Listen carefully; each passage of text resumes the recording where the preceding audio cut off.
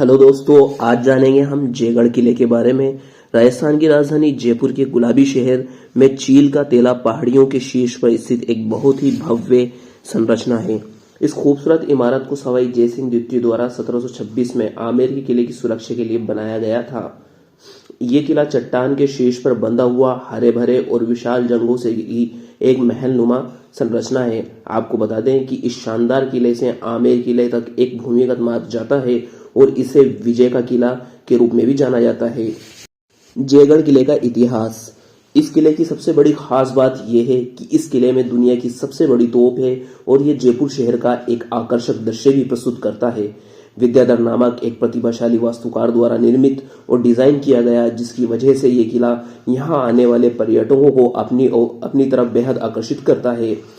किला राजस्थान में स्थित है। 1726 में बनवाया गया, सवाई जयसिंह द्वितीय ने बनाया। इसमें एक तोप रखी हुई है जिसका नाम जयवाण तोप है। इसका वजन 50 टन है और लंबाई 31 फुट है। इसकी मारक क्षमता 35 किलोमीटर है। जयगढ़ फोर्ट को 3 किलों में से सबसे ज्यादा मजबूत कहा जाता है और इस किले को कभी भी किसी बड़े प्रतिरोध का सामना नहीं करना पड़ा। यहाँ जो दुनिया की सबसे बड़ी तोप स्थित है, उसका केवल एक बार परीक्षण किया गया। ये किला शहर के समृद्ध अतीत को बताता है और इसका नाम सवाई जय सिंह शासक के नाम पर रखा गया, जिसने इसको बनवाया। जयगढ़ किला 18वीं शताब्दी में बना हुआ एक शानदार वास्तुकला का उदाहरण है। आमेर किले के साथ जयगढ़ आमेर शहर में स्थित था, जिस पर 10वीं शताब्दी की शुरुआत में कछवाहों ने शासन किया था। मुगल शासन के दौरान ये किला मुख्य तोप फाउंड्री बन गया था और युद्ध के लिए आवश्यक गोला बारूद के साथ अन्य धातु रखने के लिए भी इसका इस्तेमाल किया जाता था। जयगढ़ किले में तोप चौकी तब तक सुरक्षित रही जब तक कि रक्षक दारा शिकोह अपने ही भाई औरंगजेब द्वारा पराजित और मार डाला न गया था। आमेर के राजप्रसाद के दक्षिणावर्त पर्वत शिखर पर निर्मित जयगढ़ का निर्माण महाराजा मानसिंह प्रथम ने करवाया था, मगर इतिहासकार जगदीश सिंह गहलोत और डॉक्टर गोपीनाथ शर्मा के अनुसार जयगढ़ का निर्माण महाराजा मानसिंह ने करवाया था। उन्हीं के नाम पर यह किला जयगढ़ कहलाता है। जयगढ़ राजस्थान का एकमात्र किला है जिस पर कभी बाह्य आक्रमण नहीं हुआ। श्रीमती इंदिरा गांधी के नेतृत्व में प्रतिनिधि काल में गुप्त खजाने की खोज में इस किले के भीतर व्यापक खुदाई की घटना में जयगढ़ को देश विदेश में चर्चित बना दिया। जयगढ़ उत्कृष्ट गिरी दुर्ग है। सुदृढ़ और उन्नत प्राचीर, घुमावदार विशाल बुर्ज तथा पानी की विशाल टांके इसके स्थापत्य की प्रमुख विशेषता है।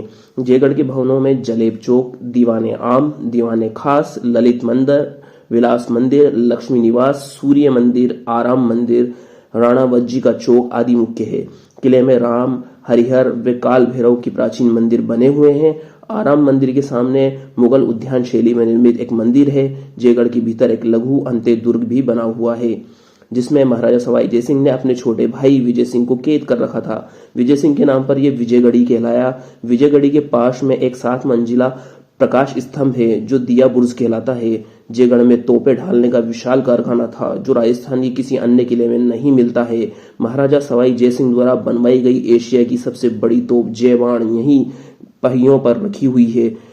जयगढ़ किले का रहस्य। आपको बता दें कि बहुत से इतिहासकारों का मानना यह है कि जयगढ़ किले में खजाना था जिससे जयसिंह ने जयपुर शहर का विकास किया, लेकिन यह बात आपको हैरान कर देती है कि अगर सरकार को जयगढ़ किले का खजाना नहीं मिला तो वे खजाना कहाँ है। जयगढ़ किला और उसके खजाने का रहस्य हर किसी को सोचने पर मजबूर कर देता है। हर कोई ये खजाना चाहता है कि आखिर इस किले के खजाने का रहस्य कब सुलझ पाएगा।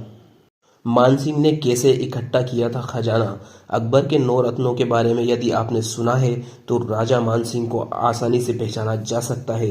ये अपनी बुद्धिमत्ता और सैन्य कुशलता के कारण अकबर के दिल के काफी करीब थे। उन्हें प्यार से राजा मिर्जा सिंह भी कहा जाता था। बतौर सेनापति मानसिंह ने अकबर के लिए कई ऐतिहासिक जंगें जीती थी। मुगल की आदत रही, उन्होंने देश के जिस भी राज्य या रियासत पर हमला किया था, जीत हासिल कर उसे लूट लिया था। चूंकि जीत में मानसिंह का श्रेय भी कम नहीं था, इसलिए संपत्ति में भी उसका बराबर का अधिकार रहा था। सरकार को खजाने की भनक कब लगी।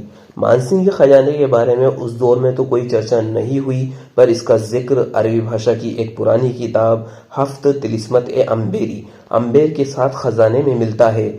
इसमें लिखा है कि मानसिंह ने अफगानिस्तान से इतनी संपत्ति लूटी थी कि उसमें कई रियासतों का पेट पाल सकता था।